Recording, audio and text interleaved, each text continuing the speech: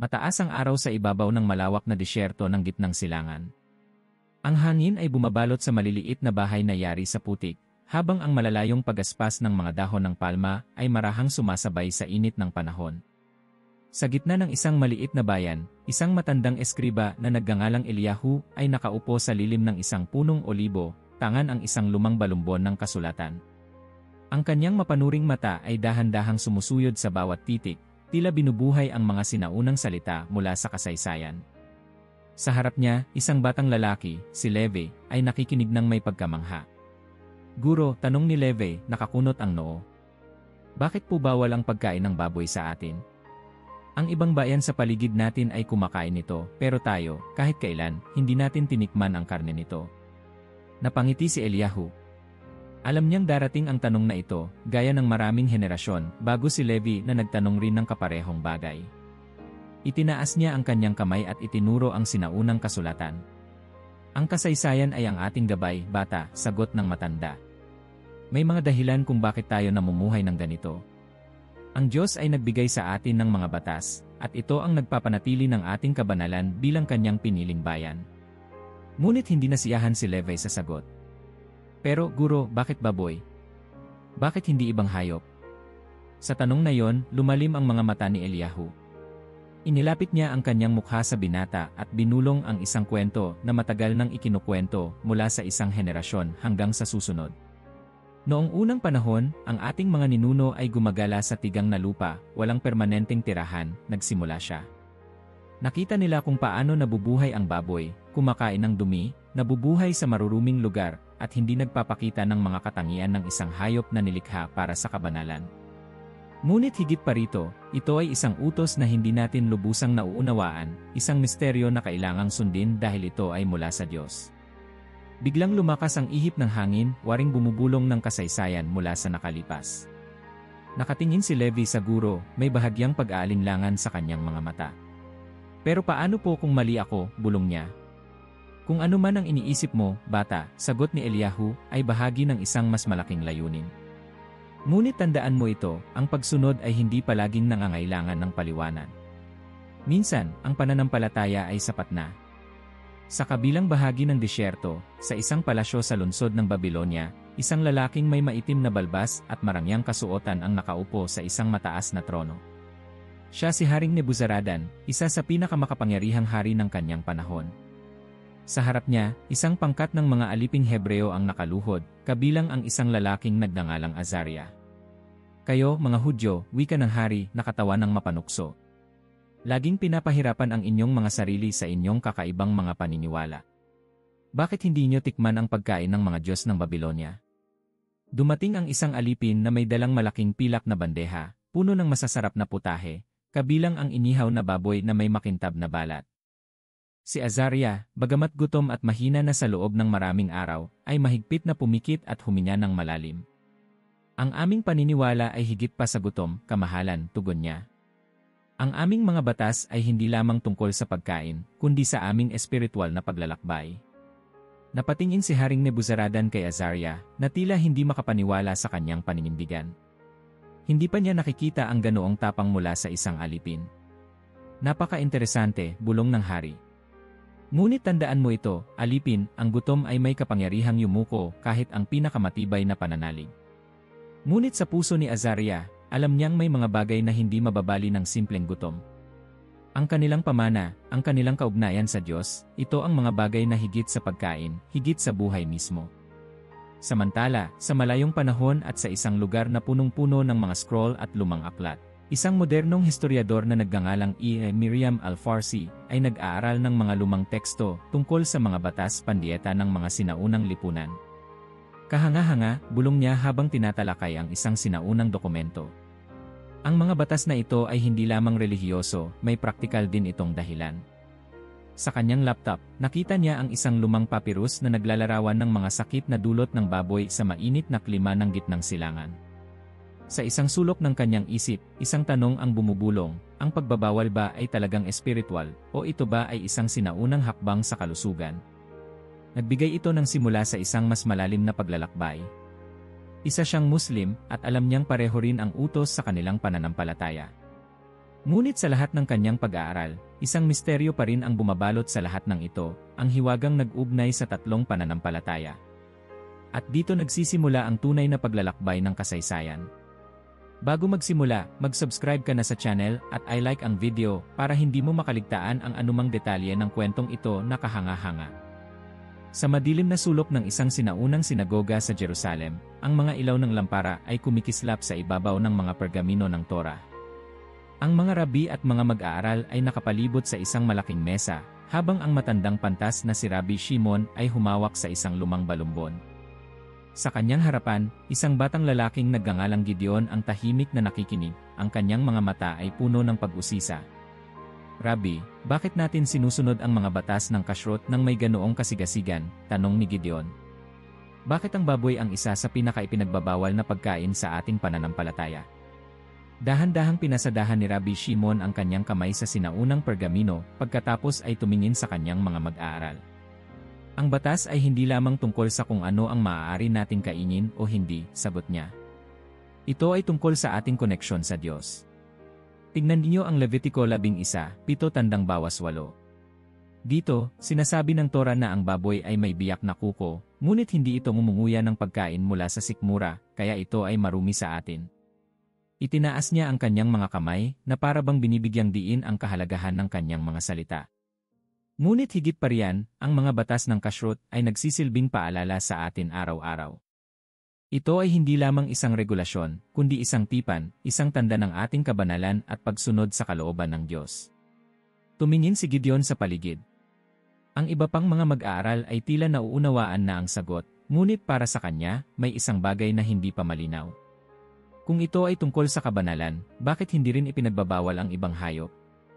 Napangiti si Rabbi Shimon. Alam niyang darating ang tanong na iyon. Ang Diyos ay may dahilan na hindi natin palaging mauunawaan, anya. Ngunit kung titignan natin ang kasaysayan, makikita natin na may praktikal din itong dahilan. Ang ating mga ninuno ay mga nomadikong tao, at sa ilalim ng matinding init ng disyerto, ang baboy ay madaling nagdadala ng sakit. Hindi tulad ng mga baka o tupa, ang baboy ay hindi madaling palakihin sa ating mga kondisyon. Ngunit ang tunay na dahilan ay mas malalim kaysa riyan. Ito ay isang utos ng Diyos, isang batas na humuhubog sa ating pananampalataya at pagkakakilanlan. Habang lumipas ang gabi, nagpatuloy ang kanilang talakayan.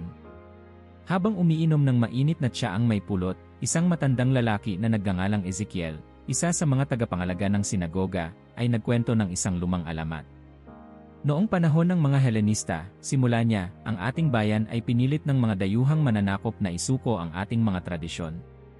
Isa sa kanilang pinakamalupit na hakbang ay ang sapilitang pagpapakain sa atin ng baboy bilang pagsubok sa ating pananampalataya. Napatingin si Gideon sa kanya, interesado sa kwento. Isang araw, patuloy ni Ezekiel, isang matandang pantas na nagngangalang Elizar ang dinala sa harap ng isang hukuman. Sinabi sa kanya ng hari, kung talagang may Diyos ka, bakit hindi mo siya suwayin kahit minsan?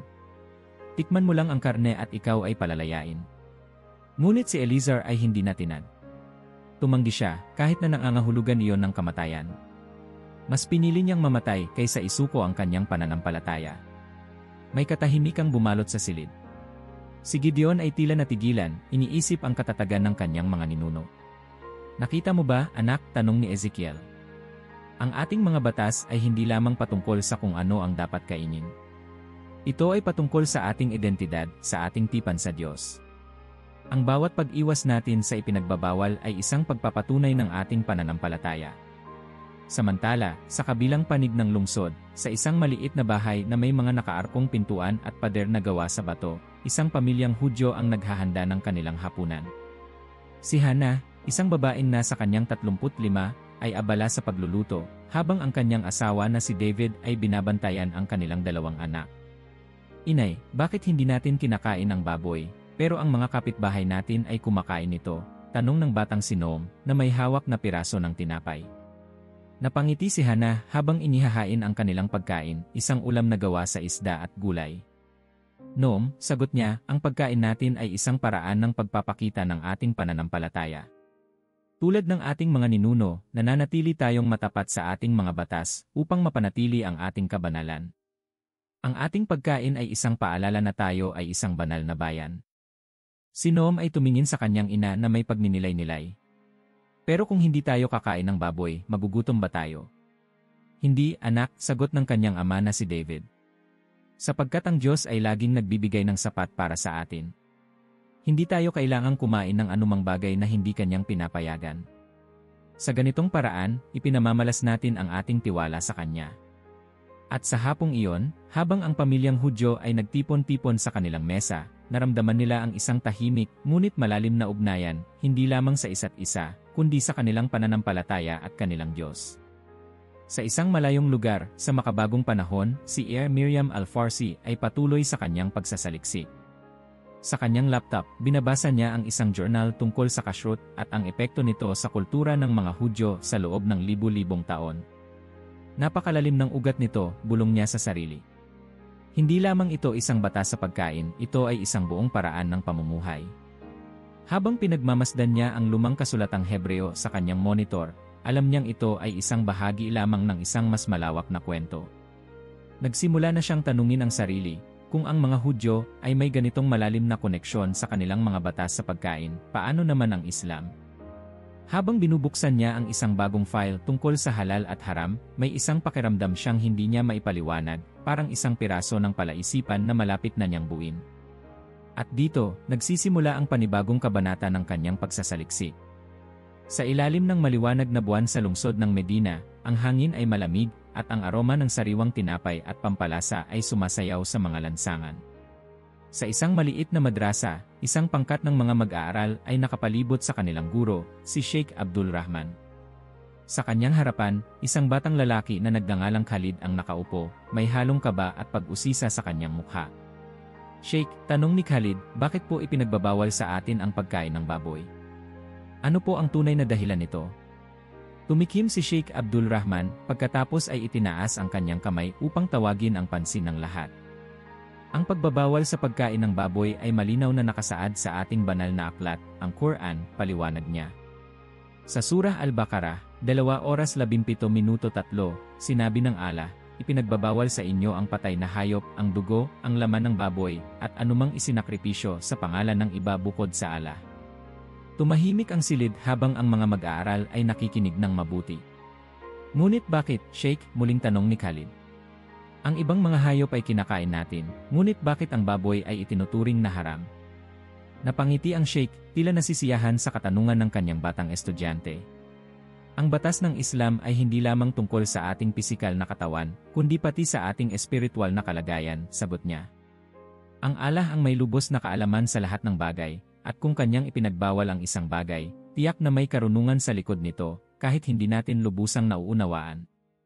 Tumingin si Khalid sa kanyang mga kaklase, parang may gusto pa siyang itanong, ngunit nag-aalangan. Sabihin mo, anak, hikayat ni Sheikh Abdul Rahman. May mga Kristiyano at Hudyo po na hindi kumakain ng baboy, ngunit ang iba naman ay kumakain. Paano po natin malalaman kung ang batas na ito ay dapat sundin ng lahat? Napabuntong hininga ang Sheikh bago muling nagsalita. Ang Islam ay isang pananampalatayang batay sa pagsunod at pagpapasakop sa kalooban ng Allah, paliwanag niya. Ang Hudaismo ay may sariling batas, ang kashrut, at ang Kristyanismo ay may ibang pananaw. Ngunit sa Islam, ang pagsunod sa ipinag-uutos ng Allah ay isang pagsubok ng ating pananampalataya. Ang hindi pagkain ng haram ay isang paraan ng pagpapanatili ng ating kadalisayan, hindi lang sa katawan, kundi pati sa ating kaluluwa.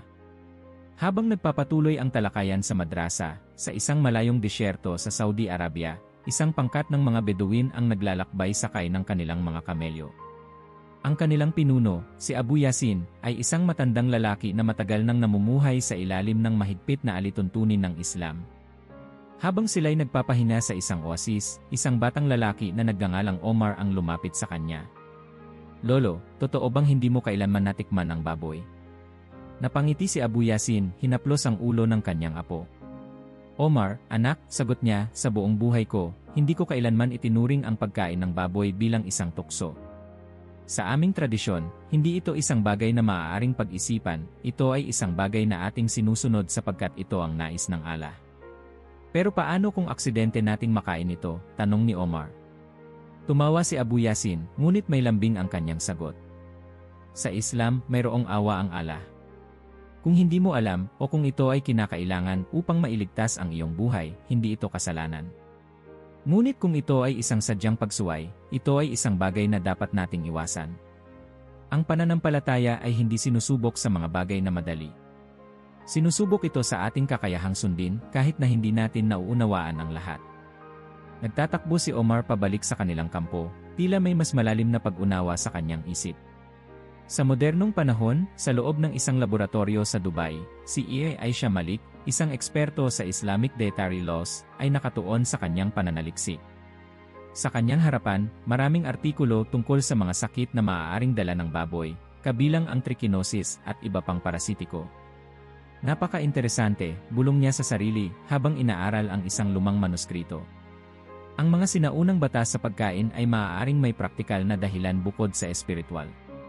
Pinatay niya ang kanyang computer sandali at lumingon sa kanyang kasama, si Ia Ahmed, isang historiador. Ahmed, naisip mo na ba kung bakit magkatulad ang batas ng Hudyo at Muslim sa pagbabawal ng baboy? Tanong niya. Sagot ni Ahmed. Ngunit higit pa riyan, ito ay isang simbolo ng disiplina. Ang Islam ay nagtuturo ng ganap na pagsuko sa kalooban ng Diyos, at sa hindi pagkain ng baboy, ipinamamalas ng isang Muslim ang kanyang pagtitiwala at pagsunod. Tumingin si Aisha sa kanyang mga tala. Marami pa siyang dapat tuklasin. Ngunit paano naman ang Kristyanismo, bulong niya? Bakit nila pinahintulutan ang pagkain ng baboy, samantalang ang Hudaismo at Islam ay nanatili sa pagbabawal? At doon, alam niyang kailangan niyang tingnan ang isang bagong bahagi ng kasaysayan. Sa kanyang opisina, binuksan ni Aisha ang isang lumang aklat tungkol sa kasaysayan ng Kristyanismo. Napansin niya ang isang sipi mula sa aklat ng mga gawa, kung saan si Apostol Pedro ay nagkaroon ng isang pangitain na nagbago sa batas ng pagkain sa loob ng bagong pananampalataya. Ito ang sagot, bulong niya. Ito ang susunod kong kailangang pag-aralan. At sa sandaling iyon, isang bagong kabanata ng kanyang pananaliksik ang nagsimula. Maliwanag ang araw sa bayan ng Cesarea nang marinig ni Pedro ang isang tinig sa kanyang panaginip. Isang pangitain ang bumalot sa kanyang diwa, isang malaking kumot ang bumaba mula sa langit, puno ng iba't ibang hayop, malinis at marumi ayon sa batas ni Moises. Mula sa kawalan, isang tinig ang nagsalita, Pedro, bumangon ka, patayin mo ang mga ito at kainin. Napaatras siya sa takot. Panginoon, hindi. Hindi ko kailanman kinain ang anumang marumi o hindi dalisay. Ngunit muling nagsalita ang tinig, may bigat at otoridad. Huwag mong ituring na marumi ang nilinis na ng Diyos. 3 beses itong inulit bago siya magising, may malamig na pawis sa kanyang noo. Pinilit niyang huminga ng malalim, ngunit ang kanyang puso ay puno ng pag-aalinlangan. Ano ang ibig sabihin ng lahat ng ito? Bago pa siya makahanap ng kasagutan, isang lalaki ang kumatok sa kanyang pintuan. Pedro, isang lalaking hentil, si Cornelio, ay nagpadala sa amin upang ikaw ay kausapin. Sinabi ng Diyos sa kanya na hanapin ka. Napalunok si Pedro. Ang mga hentil ay itinuturing na marumi ayon sa batas ng mga Hudyo. Ngunit naalala niya ang pangitain. Kung ang Diyos ang nagtatawag sa kanya upang makipag-usap sa mga hentil, sino siya para tumanggi? Sa pagdating niya sa bahay ni Cornelio, nakita niyang ang lalaking ito ay taimtim na nananalangin. Ako ay isang tagasunod ng Diyos, sabi ni Cornelio, ngunit hindi ako Hudyo. Nanalangin ako at isang anghel ang nagsabi sa akin na hanapin ka. Napatigil si Pedro. Napagtanto niya na ang Diyos ay hindi nagtatangi ng tao ayon sa lahi o tradisyon. Sa oras na yon, lumalim ang kanyang pangunawa. Ang ebanghelyo ay para sa lahat, hindi lamang para sa Israel. Ang batas sa pagkain ay isa lamang anino ng isang mas malaking katotohanan, ang pananampalataya ay hindi nasusukat sa kung ano ang kinakain, kundi sa kung paano sumusunod ang isang tao sa Diyos. Lumipas ang mga taon at ang mensaheng ito ay lumaganap sa gitna ng mga hentil. Sa Roma, isang lalaking nagngangalang Pablo ang nanguna sa pagpapalaganap ng bagong pananaw na ito. Sa kanyang sulat sa mga taga-Korinto, isinulat niya, ang kaharian ng Diyos ay hindi tungkol sa pagkain o inumin, kundi sa katuwiran, kapayapaan, at kagalakan sa Espiritu Santo. Sa loob ng isang maliit na bahay sa Jerusalem, nagtipon ang mga pinuno ng unang simbahan. Ang tanong ay malinaw, dapat bang sundin ng mga hentil ang batas ni Moises, kabilang na ang mga regulasyon sa pagkain? Hindi natin dapat ipataw sa kanila ang isang pasaning hindi natin kayang dalhin, sabi ni Pedro. Naligtas tayo hindi sa pagsunod sa batas, kundi sa biyaya ni Kristo. Nag-isip ang mga nakikinig. Alam nilang ito ay isang malaking desisyon. Kung hindi na kailangang sundin ang batas sa pagkain, nangangahulugan ito ng isang malaking pagbabago sa pananampalataya na kanilang kinalakhan. Ngunit napagtanto nilang hindi tungkol sa panlabas na ritual ang kaligtasan, kundi sa panloob na pagbabago ng puso. Sa modernong panahon, sa isang unibersidad sa Paris, si Miriam Al-Farsi ay nakatitig sa kanyang laptop. Sinusuri ang mga dokumentong nagsasalaysay ng pagbabagong ito sa kasaysayan ng Kristyanismo. Tumango siya sa sarili, iniisip ang malaking pagkakaiba sa pagitan ng pananaw ng Hudaismo, Islam, at Kristyanismo tungkol sa pagkain. Ang Hudaismo ay nanatili sa batas ng Torah, bulong niya. Ang Islam ay ipinagpatuloy ang pagbabawal bilang tanda ng pagsunod kay Allah. Ngunit ang Kristyanismo pinili nitong bitawan ang lumang batas upang bigyang diin ang kalayaan sa pananampalataya. Tumingin siya sa kanyang kasama, isang historiador na nagngangalang Pierre. Ano sa tingin mo? Tanong niya. Napangiti si Pierre. Simple lang. Ang bawat relihiyon ay may sariling landas. Para sa Hudyo, ang batas ay tanda ng kanilang pagkakakilanlan. Para sa Muslim, ito ay isang pagsubok ng pananampalataya. At para sa Kristiyano, ang tunay na kabanalan ay hindi nasusukat sa kinakain, kundi sa kung paano sila namumuhay. Tumango si Miriam. Kung ganoon, ang pagkain ay hindi lang tungkol sa sustansya. Isa itong mensahe ng pananampalataya. Habang bumababa ang araw sa Paris, napagtanto niyang natagpuan na niya ang kasagutan sa matagal na niyang hinahanap. Ngunit ang kanyang paglalakbay ay hindi pa tapos. Marami pang dapat tuklasin. Ang tunog ng keyboard ay marahang pumuno sa tahimik na silid-aklatan habang si Miriam Al-Farsi ay nakatuon sa kanyang pananaliksik. Ang monitor sa harapan niya ay naglalaman ng isang lumang artikulo tungkol sa mga panganib sa kalusugan ng pagkain ng baboy, partikular na sa mga maiinit na klima. Sa tabi niya, si Pierre Leclerc ay nakapangalumbaba, nagbabasa ng isang makalumang teksto tungkol sa mga sinaunang batas sa pagkain. Miriam, alam mo bang may praktikal na dahilan din ang pagbabawal sa pagkain ng baboy? Tanong ni Pierre, itinaas ang kanyang baso ng kape. Napakunot si Miriam. Gaano kahalaga ang aspeto ng kalusugan sa mga relihiyosong kautusan? Tumikim si Pierre at nagpatuloy, kung babalikan natin ang sinaunang panahon, makikita nating hindi lang ito tungkol sa relihiyon. Sa mga bansang may mainit na klima tulad ng gitnang silangan, madaling mabulok ang karne ng baboy, kaya nagiging sanhi ito ng sakit. Ang baboy rin ay kilalang tagapaghatid ng trichinosis, isang parasitikong impeksyon na maaaring ikamatay. Tumango si Miriam habang nagbabasa ng isang kasulatan mula sa ika-16 na siglo. Kaya't makikita natin na hindi lang espiritual na dahilan ang naging batayan ng pagbabawal na ito. Sa totoo lang, maaaring ito'y isang sinaunang paraan ng proteksyon sa kalusugan ng mga tao. Samantala, sa isang maliit na ospital sa Egypt, isang batang doktor na nagngangalang Hassan ang tumitingin sa mga medikal na tala. Sa harap niya, isang pasyente ang dumaraing sa matinding pananakit ng tiyan. Matapos ang ilang pagsusuri, natuklasan nilang ang pasyente ay mayroong impeksyon mula sa hilaw na baboy na kanyang kinain. Dok, paano po nangyari ito? Tanong ng pasyente, pawisan at halatang balisa. Mahinahong sumagot si Hassan, ang baboy ay maaaring magdala ng maraming uri ng parasito. Kapag hindi ito niluto ng tama, maaaring pumasok sa katawan ang mga mapanganib na mikrobyo at magdulot ng matinding impeksyon. Ito ang isa sa mga dahilan kung bakit ipinagbabawal ito sa Islam. Nanatiling tahimik ang pasyente, tila iniisip ang kahulugan ng sagot ng doktor. Sa kabilang panig ng mundo, sa isang pampublikong unibersidad sa Estados Unidos, isang propesor sa agham nutrisyon ang nagbibigay ng lektura tungkol sa mga epekto ng iba't ibang uri ng karne sa katawan ng tao. Ang baboy, paliwanag niya sa kanyang mga estudyante, ay may mas mataas na antas ng taba kumpara sa ibang pulang karne, at may mga pag-aaral na nagmumungkahi na maaari itong magdulot ng mas mataas na panganib ng sakit sa puso. Pero higit sa lahat, sa sinaunang panahon, ang paunahing alalahanin ay ang kakulangan sa tamang pagluluto at ang mga sakit na maaaring dala nito. Isang estudyante ang nagtaas ng kamay. Kaya po ba ipinagbabawal ito sa mga Hudyo at Muslim? Maaaring isa yon sa mga dahilan, sagot ng propesor.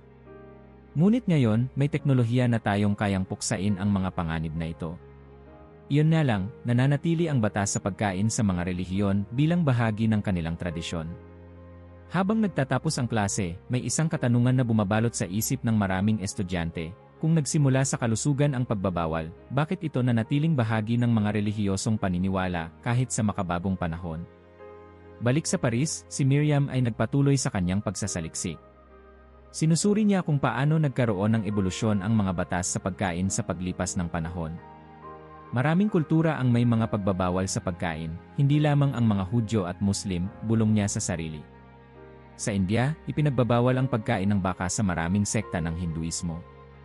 Sa ilang katutubong tribo, may mga hayop na itinuturing na sagrado at hindi maaaring kainin.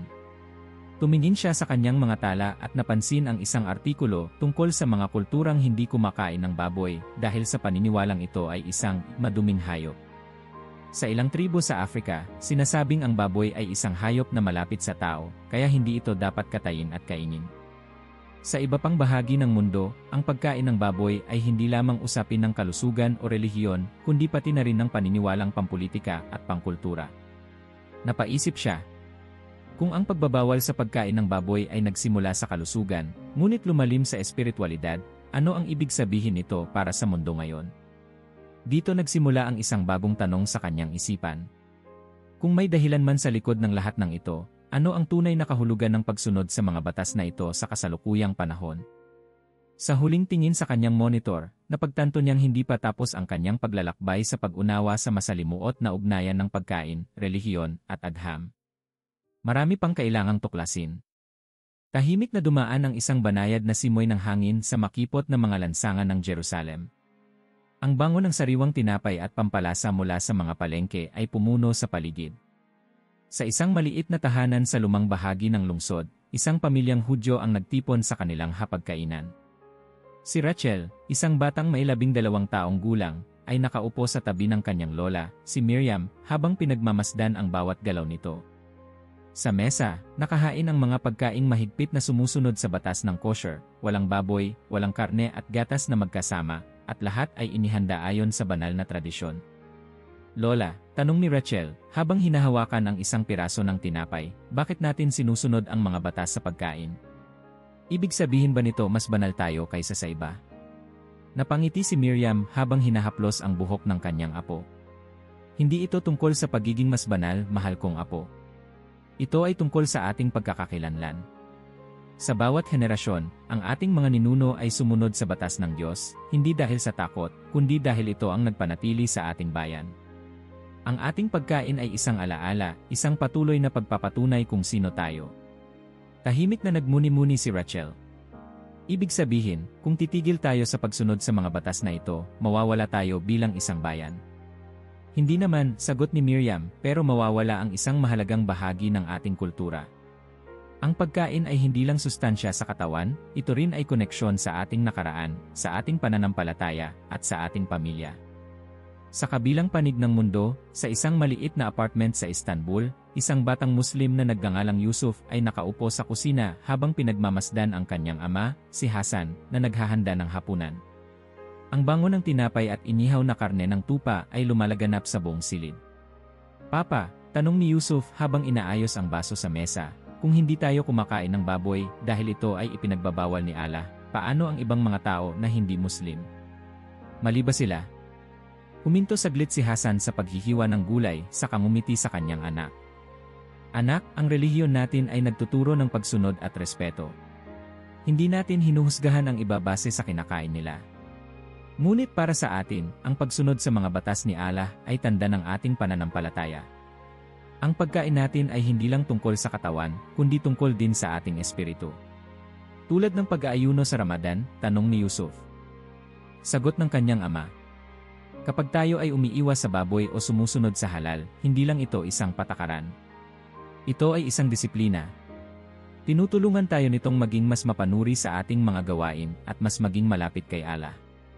Sa sandaling iyon, naintindihan ni Yusuf ang isang mahalagang aral, ang pagkain ay hindi lamang pangangailangan, kundi isang paraan ng pagpapahayag ng pananampalataya at pagpapahalaga sa tradisyon.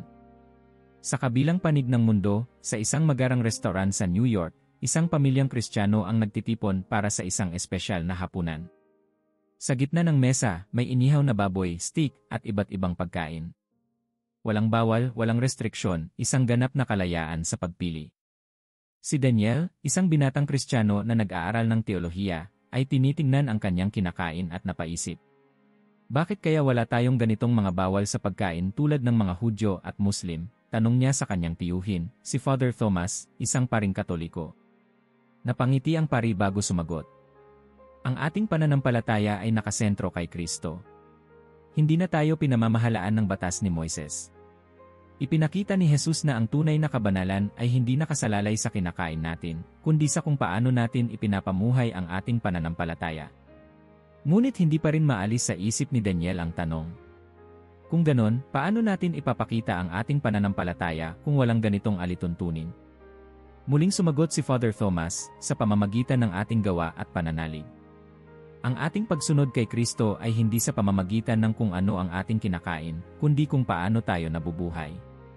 Ang ating pananampalataya ay hindi isang listahan ng mga bawal at hindi bawal. Ito ay isang malayang relasyon sa Diyos. Samantala, sa isang lecture hall sa London, si E.R. Miriam Al-Farsi ay nakatayo sa harapan ng kanyang mga estudyante, hawak ang isang marker, habang nakatingin sa malaking whiteboard kung saan nakasulat ang tatlong relihiyon, Hudaismo, Islam, Kristyanismo. Ngayon, anya, kung titignan natin ang tatlong pananampalatayang ito, makikita natin na ang pagkain ay isang napakahalagang aspeto ng kanilang pagkakakilanlan. Sa mga Hudyo, ito ay isang tanda ng kanilang tipan sa Diyos. Sa mga Muslim, ito ay isang pagpapakita ng pagsunod kay Allah. Sa mga Kristiyano, ito ay isang patunay ng kanilang espiritual na kalayaan. Ngunit isang bagay ang totoo para sa lahat, ang pagkain ay hindi lamang pagkain. Ito ay isang simbolo ng kanilang pananampalataya, kultura at tradisyon. Napabuntong hininga siya habang tinitingnan ang kanyang klase. Ang pagkain ay maaaring isang simpleng pang-araw-araw na gawain, ngunit para sa milyon-milyong tao sa buong mundo, ito ay isang paraan ng pamumuhay, isang pagsunod sa kanilang Diyos, at isang paggalang sa kanilang mga ninuno. Habang isinusulat niya ang huling tala sa kanyang notebook, napagtanto niyang ang kanyang pananaliksik ay hindi lamang tungkol sa relihiyon. Ito ay tungkol sa tao, kung paano nila ginagamit ang pagkain upang ipahayag ang kanilang paniniwala, pananalig, at pagkakakilanlan. At sa puntong iyon, alam niyang ang kanyang paghahanap ng sagot ay may mas malalim pang kahulugan. Sa isang malamig na umaga sa Geneva, Switzerland, isang interfaith conference ang ginaganap sa isang malaking gusali na may mga bintanang yari sa salamin. Ang mga delegado mula sa iba't ibang relihiyon ay nakaupo sa paligid ng isang mahaba at makintab na mesa, bawat isa ay may taglay na pananaw at paniniwala. Sa harap ng lahat, isang matandang rabbi na nagngangalang Eliyahu ben Ami ang tumayo at nagsimulang magsalita. Sa loob ng libu-libong taon, ang aming bayan ay mahigpit na sumunod sa batas ng kosher, hindi bilang isang pabigat, kundi bilang isang pagpapahayag ng aming relasyon sa Diyos. Ang aming pagkain ay isang paalala ng aming pagkakakilanlan bilang kanyang hinirang na bayan. Tumango ang isang imam na nakaupo sa kabilang panig ng mesa. Siya si Imam Abdul Malik, isang kilalang iskolar ng Islam mula sa Cairo. Sa Islam, ang pagsunod sa halal ay higit pa sa isang batas sa pagkain. Ito ay isang anyo ng disiplina at isang paraan upang mapanatili ang kadalisayan ng ating espiritu. Ang mga bagay na ipinagbabawal ay isang pagsubok ng ating pananampalataya at isang pagpapakita ng ating ganap na pagsuko kay Allah. Sa tabi niya, isang pari mula sa Pransya, si Father Jean-Luc, ay ngumiti at tumugon, sa Kristyanismo, natutunan namin na ang kaligtasan ay hindi nagmumula sa kinakain o hindi kinakain ng isang tao, kundi sa kanyang pananampalataya at pagmamahal sa kapwa. Hindi namin sinusunod ang mga batas sa pagkain ng Torah, ngunit hindi ito nangangahulugan na kami ay hindi nirerespeto ang mga lumang tradisyon. Tahimik na nakinig si Ira Miriam Al-Farsi mula sa kanyang upuan sa likod. Hindi niya maiwasang mapansin kung paano nagtagpo ang tatlong pananaw sa isang napakapayapang paraan. Sa kabila ng kanilang pagkakaiba, ang mga taong ito ay hindi nag-aaway. Sa halip, sila'y nag-uusap, nagtatanong, at nagkakaunawaan. Isang batang Hudyo, si David Cohen, ang biglang nagsalita mula sa kabilang bahagi ng silid. Ngunit paano natin maisasagawa ang pagkakaunawaan kung marami pa rin sa mundo ang hindi gumagalang sa paniniwala ng iba? Maraming beses na akong nakaranas ng pangungutya dahil sa aking pagsunod sa kosher. May mga nagsasabi pa na ako'y masyadong istrikto, masyadong sarado ang isip. Sumagot ang isang babaeng Muslim, si Aisha Rahman, isang estudyanteng mula sa Indonesia. Naiintindihan kita, David. Ako rin ay nakaranas ng panghuhusga dahil sa aking pagsunod sa halal. Maraming nagsasabi na ako'y masyadong relihiyoso o masyadong mahigpit sa sarili ko. Ngunit ang pananampalataya ay isang bagay na personal, hindi isang bagay na dapat ipilit sa iba. Isang Kristiyanong teologo na nagngangalang Michael Dubois ang sumingit, at sa kabilang banda, may mga Kristiyano rin na minsan ay minamaliit dahil sa kanilang kalayaang kainin ang anumang nais nila. May mga nag-aakala na dahil wala kaming restriksyon sa pagkain, mas kaunti ang aming espiritualidad, na parabang ang aming pananampalataya ay kulang sa disiplina. Ngunit ang totoo, ang aming disiplina ay nasa loob, nasa paraan ng aming pamumuhay at pakikitungo sa iba. Muli nagkaroon ng katahimikan. Tila lahat ay napagtanto na, sa kabila ng kanilang mga pagkakaiba, mayroon silang isang bagay na magkatulad, ang pakikibaka sa pagitan ng paniniwala at ng mundo sa kanilang paligid. Muling nagsalita si Imam Abdul Malik, ang tunay na diwa ng relihiyon ay hindi upang husgahan ang iba batay sa kanilang pagkain o mga paniniwala, kundi upang maunawaan at igalang ang kanilang piniling landas. Ang Diyos ang siyang tunay na nakakaalam kung sino ang tapat sa Kanya. Tumango ang Rabbi Eliyahu. At kung tayo ay magpapakita ng paggalang sa isa't isa, mas mapapalakas natin ang ating pananampalataya. Hindi natin kailangang sumang-ayon sa lahat, ngunit dapat tayong matutong makinig. Habang nagtatapos ang pagpupulong, tumayo si Miriam Al-Farsi at tumingin sa paligid. Napangiti siya sa kabila ng kanyang pagod. Ang kanyang pananaliksik ay nagdala sa kanya sa maraming lugar, nagpakilala sa kanya sa iba't ibang pananampalataya, at nagbukas ng kanyang isipan sa mas malalim na kahulugan ng paniniwala at pagkakaiba. Napagtanto niyang ang pagkain ay hindi lamang isang pisikal na pangangailangan o isang simpleng batas na sinusunod. Ito ay isang simbolo ng pananampalataya, kultura at pagkakakilanlan. Sa iba't ibang relihiyon, may kanya-kanyang kahulugan ang pagkain. Para sa ilan, ito ay isang pagsubok ng pananampalataya. Para sa iba, ito ay isang paraan ng pagpapahayag ng espiritualidad. Ngunit sa kabila ng lahat ng pagkakaiba, may isang bagay na nananatiling totoo, ang paggalang sa paniniwala ng iba ay daan tungo sa kapayapaan at pagkakaunawaan. Habang palabas siya ng gusali, muling sumulyap si Miriam sa mga kinatawan ng iba't ibang relihiyon na nag-uusap at nagtatawanan. Sa kabila ng kanilang mga pagkakaiba, naroon ang diwa ng pagkakaisa. Sa kanyang isipan, may isang huling tanong na bumuo. Kung ang mundo ay matutong mag-usap at magbigay ng respeto sa isa't isa tulad ng nangyari sa silid na ito, gaano kaya kaganda ang ating kinabukasan? Tahimik na dumaloy ang tubig sa ilog Sin habang si Miriam Al-Farsi ay nakaupo sa isang lumang bench sa tabi nito. Ang mga ilaw ng Paris ay kumikislap sa ibabaw ng tubig, at ang banayad na hangin ng gabi ay tila humahaplos sa kanyang mukha.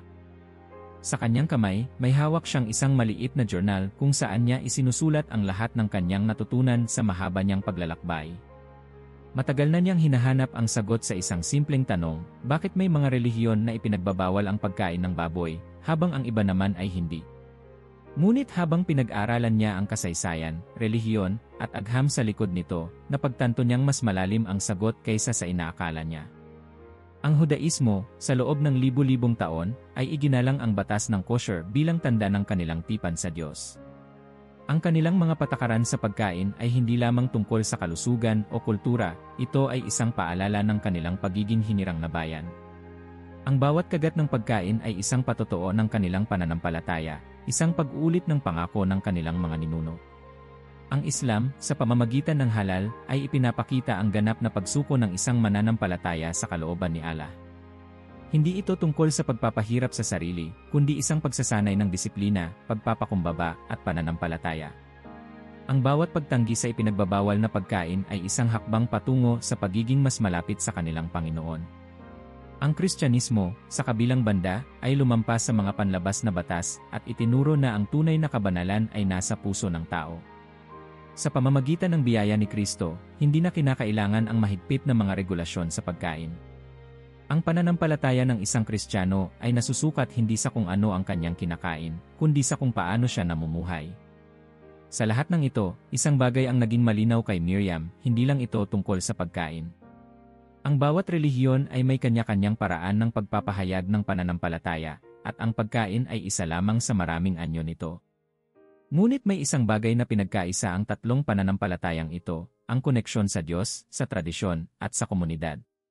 Nilingon niya ang lungsod, iniisip kung paano sa isang mundo na puno ng pagkakaiba, patuloy pa ring lumalaganap ang mga maling pagkaunawa at diskriminasyon.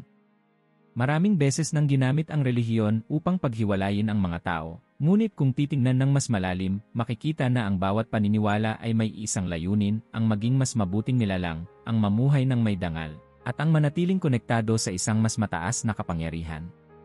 Sa kanyang paglalakbay, nakilala niya ang mga Hudyo na buong pusong sumusunod sa batas ng Torah, ang mga Muslim na may matibay na pananampalataya sa kanilang halal, at ang mga Kristiyano na isinabuhay ang kanilang espiritual na kalayaan.